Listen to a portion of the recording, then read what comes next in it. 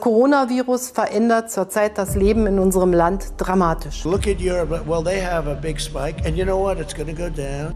I think this was a blessing from God that I caught it.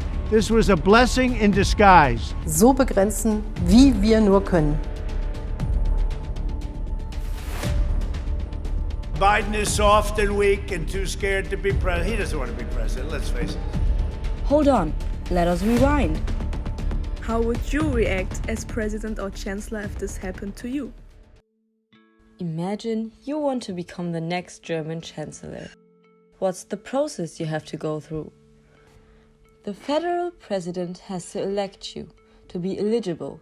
The only other requirement is to be 18 years old and have the German citizenship. So even if you're an immigrant, you could be Germany's next chancellor. The eligible voters do not vote you, because in Germany a parliamentary democracy is used. The public that is eligible to vote then vote a party they think that represents them the most. Angela Merkel is in the CDU party. There are 16 other parts, such as SPD, Die Grünen, AfD, Die Linke, and many more. Now imagine you want to become the next US president. What do you have to do? According to the US Constitution, you have to be a natural-born US citizen. This excludes the possibility of ever becoming US president as an ex-immigrant.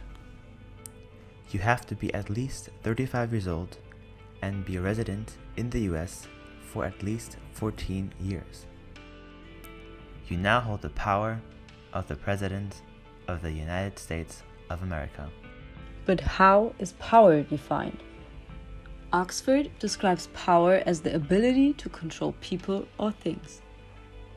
We understand power as dominating something or someone in terms of with strength and/or influence. Division of power is set into legislative, executive, and judiciary system. The legislative is the parliamentary branch. They enact laws for the executive, which would be the administration, Trump.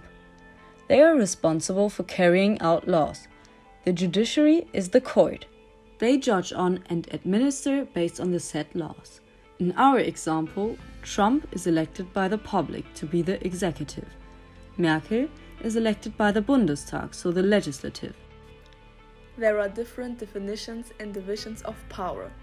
Germany and the US both have a democracy and are founded on federalism. But there are core differences between them, which change their value of power dramatically. In Germany you vote a party, in the US you vote a president.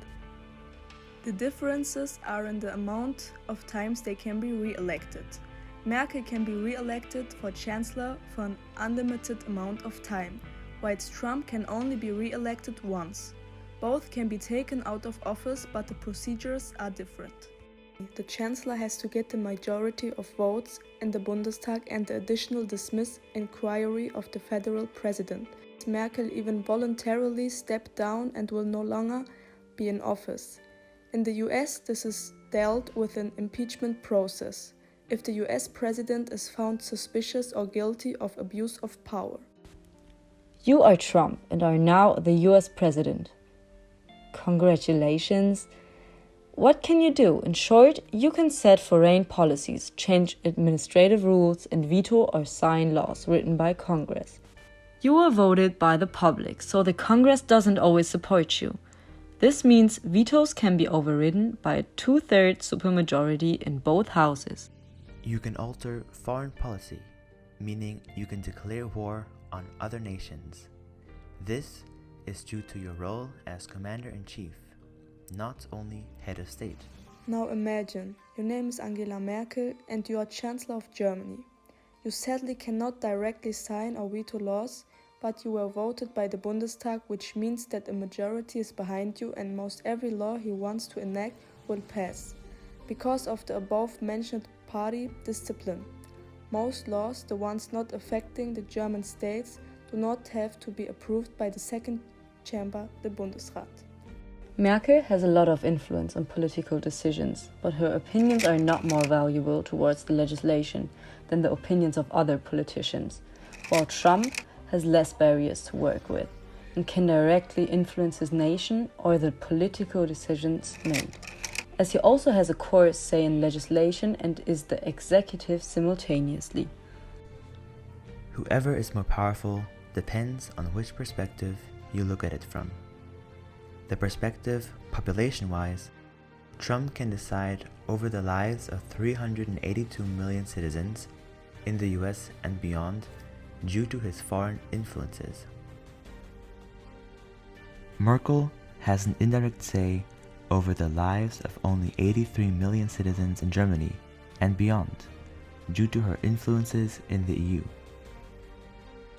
Lengthwise, Trump can only be in office for a maximum of 8 years, whilst Merkel has the potential to be chancellor for an unlimited amount of time, depending how many times she gets re-elected or ultimately resigns.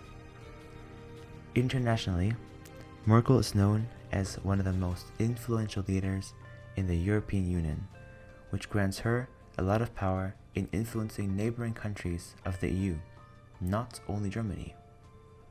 Trump can more or less only influence powers concerning the US and the NATO, but therefore is also less dependent.